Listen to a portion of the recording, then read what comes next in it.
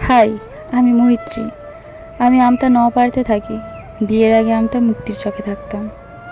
আর আমি একজন makeup artist. ভালোবেসে নাচ ও যোগাও করি। আজ মনের অবস্থা একটু অন্যরকম। মানুষের অবস্থান কখনোই একরকম থাকে না। আমি মনে করি প্রতিনিয়ত লড়াই করে যেতে। লড়াই মানে ভগবানের দেওয়া পরীক্ষা। কারোর সাথে ভালো করব নাকি খারাপ করব, সেটা তোমাকে বেছে নিতে হবে। অনেকেই মনে করবে এ তো সহজ বিষয়, ভালোটাই করব। কিন্তু বাস্তব জীবনে খুব কঠিন। কাউকে না চাইতেও আমি কাউকে কষ্ট দিয়েছি।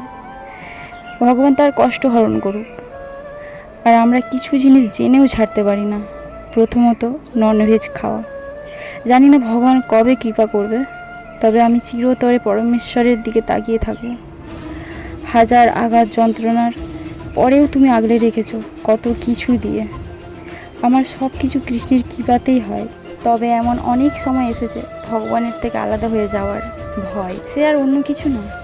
কৃষ্ণের প্রকৃত ভক্ত হতে গেলে অনেকটা জ্ঞানের দরকার পড়ে, অথবা এমনি এমনি ভালোবাসা যায়।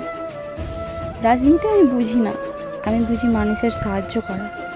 তাও একটা কথা বলছি, অনেকেই রাজনীতিতে আমার প্রভু শ্রীরামকে রাজনীতিতে এনে শ্রীরামের নামে কত জয়ধ্বনি রাজনীতি স্লোগান করেছে।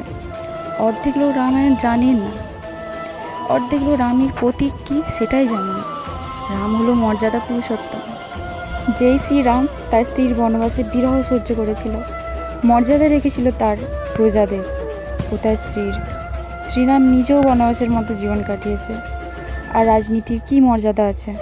লোক মারধর করে জয় শ্রীরাম না বলায়। আরে আমার শ্রীরামের কৃপা না হলে তুমি বলতে পারবে না। আর মনে রাখবে, ভগবানের নামে খারাপ কাজ করলে ভগবান কখনোই ঠিক করবে না। জয় শ্রীরাম।